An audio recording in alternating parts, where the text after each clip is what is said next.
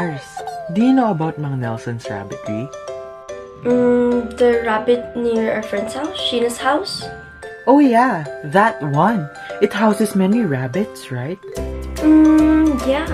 I wonder how the rabbits flourish in that situation.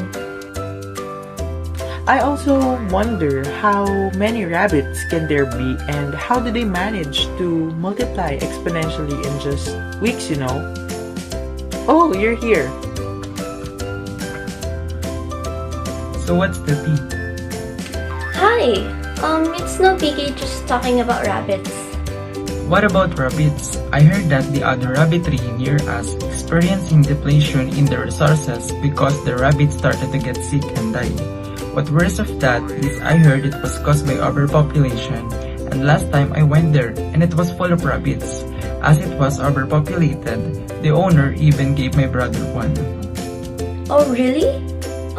We're talking about Mang Nelson's rabbitry. We think that it's overpopulated.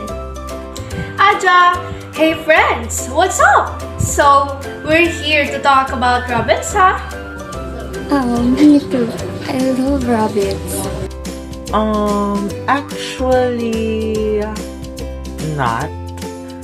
Not rabbits. Not rabbits per se. We're just wondering how many rabbits can there be at Mang Nelson's rabbitry and how do they manage to survive and reproduce there? I think this has something to do with population growth and carrying capacity. I know this one. The population is defined as the group of organisms belonging to the same species and can reproduce their offsprings. The number of individual organisms in a population is called population size. This is a factor that birth and death rates. The growth or reduction of the population has an impact on the ecosystem. The increase in population size is called population growth. Each organism in the population consumes resources in the ecosystem. As the population increases, more resources are needed to support them.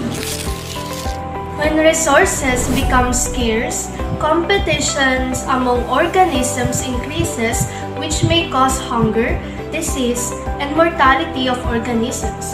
Therefore, there is no population of species that can go indefinitely.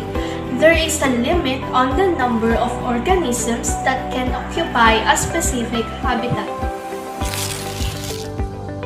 The maximum number of populations that environment can sustainably support is called a carrying capacity.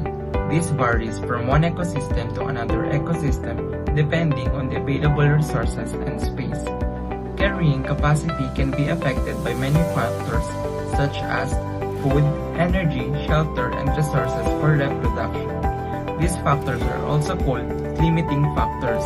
When every organism in the populations can have a fair share of these factors at the death and growth rate becoming stable, the population has labeled the carrying capacity of ecosystem. The logistic population growth model, it looks like this. The number of organisms living per unit area in the population size which grows towards the carrying capacity. This model assumes that population growth represented by R is rapid when the population size represented by N is below carrying capacity denoted by K. However, when the population size approaches carrying capacity, the population growth slows down. If the population size is higher than the carrying capacity, the population growth decreases.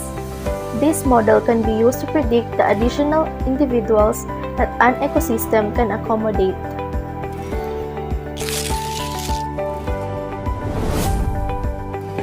The number of carrying capacity is fixed if the environment remains unchanged and organisms are getting an equal share of their needs. Organisms tend to increase their population and reach their carrying capacity when the resources they need are available in the ecosystem.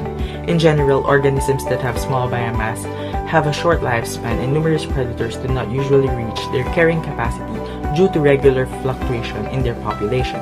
For example, insects like butterflies have fluctuating populations and rarely reach their carrying capacity. However, organisms with a large biomass that live a long time like snakes and hogs can reach their carrying capacity and be sustained over a period.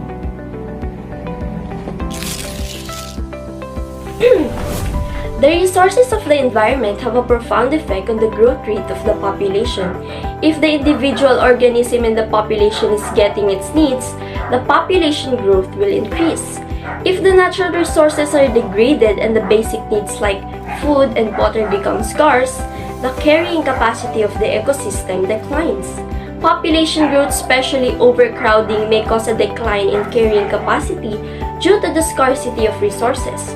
Moreover, ecological succession, climate variations, and other natural large-scale disturbances can change the carrying capacity of the ecosystem.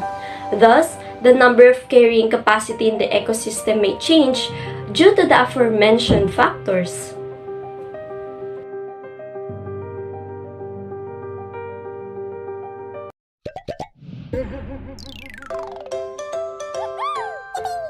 So going back to the rabbits, a while ago you guys were wondering how there can be many rabbits at Mount Nelson's rabbit tree and how do they manage to survive to reproduce their rabbits. Now, we found answers to our questions. Yes, we know that the rabbits flourish in that situation because they are given their basic needs, maybe with a good diet, good ventilation, and sanitation. They were maintained by Mang Nelson very well, this is why they're in a good condition. When these rabbits are in good condition, they did not experience lack of resources and have a great shelter. They can reproduce tremendously. Plus, don't you know that rabbits are prey animals? So, they tend to multiply exponentially in just weeks, and their incubation is just a month. Some trees like this even multiply in just days. However, when they experience lack of food and shelter, basic needs, their population can decrease. Just like what Ryzen shared, the rabbitary experience depletion of popularity because maybe they have exceeded their carrying capacity. Overpopulation is not really good. Yes, and even having an underpopulation. It just needs to be right. That's so bad. Isn't it fascinating that our nature has its way of balancing itself?